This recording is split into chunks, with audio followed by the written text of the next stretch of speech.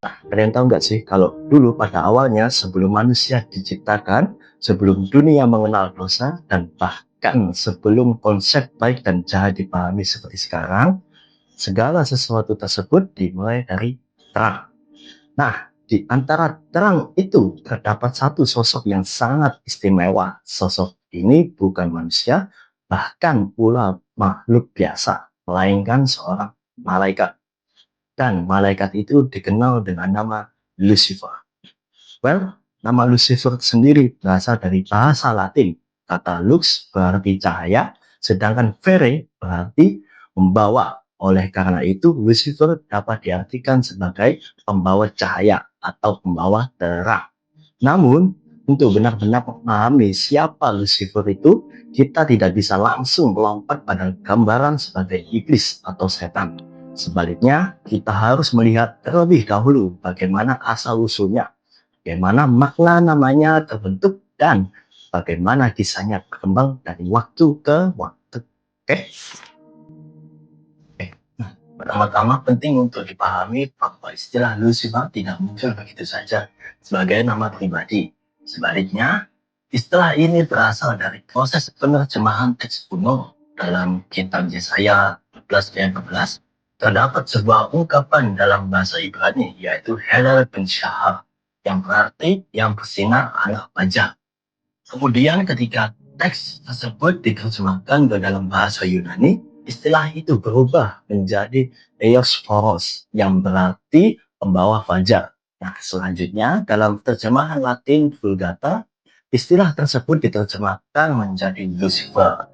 Dengan kata lain, pada awalnya Lucifer bukanlah nama, melainkan sebuah deskripsi, yaitu gambaran tentang sesuatu yang bersinar seperti bintang fajar. Namun demikian, seiring berjalannya waktu, terutama melalui terjemahan Alkitab dalam bahasa Inggris di King James Version atau versi King James, kata Lucifer mulai dipahami sebagai nama diri. Dari sinilah muncul pemahaman bahwa Lucifer adalah sosok tertentu. Nah, selanjutnya, jika kita melihat dari sisi astronomi, istilah Lucifer juga merujuk pada planet Venus. Planet Venus dikenal sebagai bintang fajar karena sering muncul di langit sebelum matahari terbit. Nah, selain itu, Venus juga merupakan salah satu objek paling terang di langit setelah matahari dan bulan. Oleh karena itu, istilah Lucifer menjadi simbol dari sesuatu yang sangat terang, indah, dan menonjol di antara yang lainnya. Namun, disinilah letak ironi yang menarik. Meskipun Venus bersinar sangat terang, cahayanya hanya muncul dalam waktu tertentu, lalu menghilang begitu saja. Dengan demikian, sejak awal, konsep Lucifer sendiri sudah mengandung makna simbolis, terang yang luar biasa, tetapi tidak bertahan selamanya.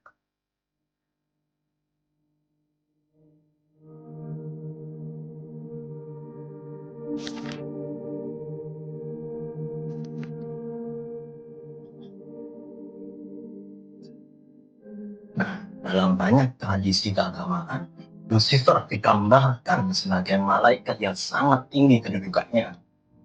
Dia bukan hanya indah, tetapi juga cerdas, mulia, dan penuh kemuliaan. Bahkan, ia sering dianggap sebagai salah satu ciptaan Tuhan yang paling sempurna. Keberadaannya di surga menggambarkan keharmonisan dan keindahan. Ia bersinar lebih terang dibandingkan malaikat lainnya, sehingga membuatnya itu menonjol. Namun demikian, justru dari keunggulan itulah muncul sebuah masalah yang sangat besar.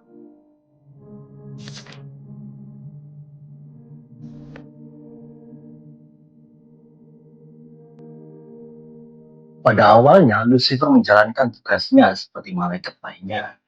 Ia tunduk, ia melayani, dan ia hidup dalam terang. Akan tetapi perlahan-lahan terjadi perubahan dalam dirinya. Pertama, ia mulai menyadari keindahannya, kemudian ia mulai menyadari kekuatannya, dan akhirnya ia mulai membandingkan dirinya dengan yang lain. Dari sinilah muncul sesuatu yang sangat berbahaya, yaitu kesombongan.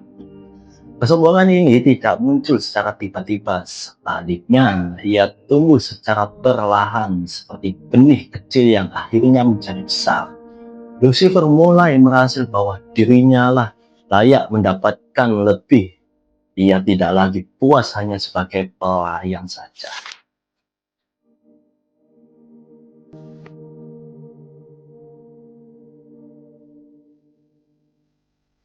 Seiring waktu, keinginan Lucifer semakin besar. Ia tidak hanya ingin dihormati, ia tidak hanya ingin diakui. Lebih dari itu, ia ingin menjadi setara dengan Tuhan. Dalam kitab Yesaya, hal ini digambarkan melalui pernyataan yang sangat amat terkenal, yaitu, "Aku hendak naik ke langit, aku hendak mendirikan takhtaku, mengatasi bintang-bintang Allah, aku hendak menyamai yang maha tinggi." Pernyataan ini menunjukkan perubahan besar dalam diri Lucifer. Ia tidak lagi melihat dirinya sebagai ciptaan, melainkan ingin menjadi penguasa itu sendiri.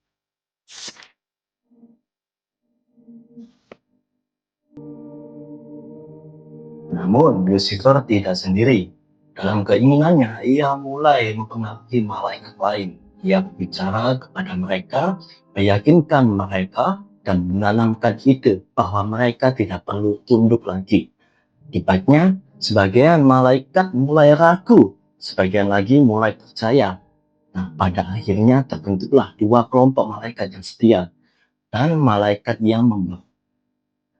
Situasi ini kemudian berkembang menjadi konflik besar di surga. Meskipun demikian, malaikat yang setia tetap berusaha memperingatkan Lucifer.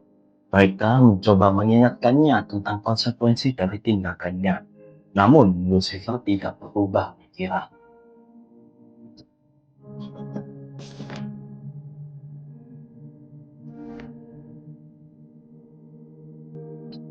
Karena pemberontakan tersebut, Lucifer akhirnya diusir dari surga.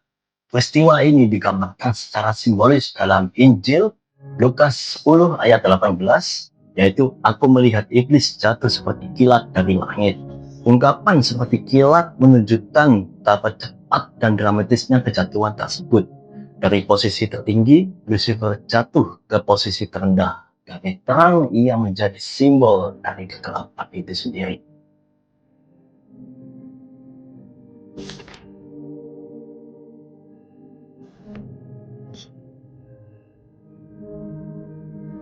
Setelah kejatuhannya, Lucifer tidak lagi dikenal sebagai pembawa terang. Sebaliknya, ia mulai diidentikan dengan setan atau iblis.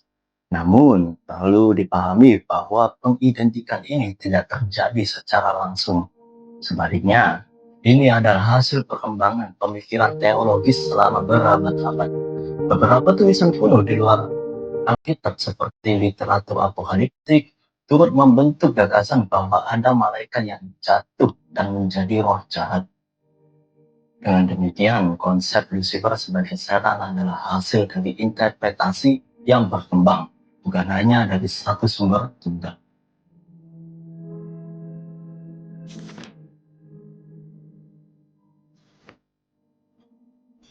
Sering berjalannya waktu, Lucifer menjadi simbol yang sangat amat kuat. Ia melambangkan kesombongan, pemberontakan, dan kejatuhan.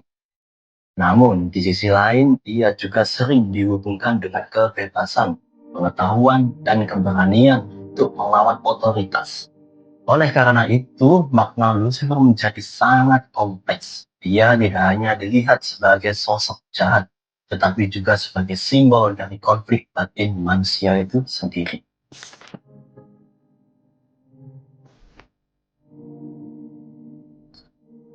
Pada akhirnya, kisah Lucifer bukan hanya tentang malaikat yang jatuh. Sebaliknya, kisah ini menggambarkan sesuatu yang lebih dekat dengan kehidupan manusia.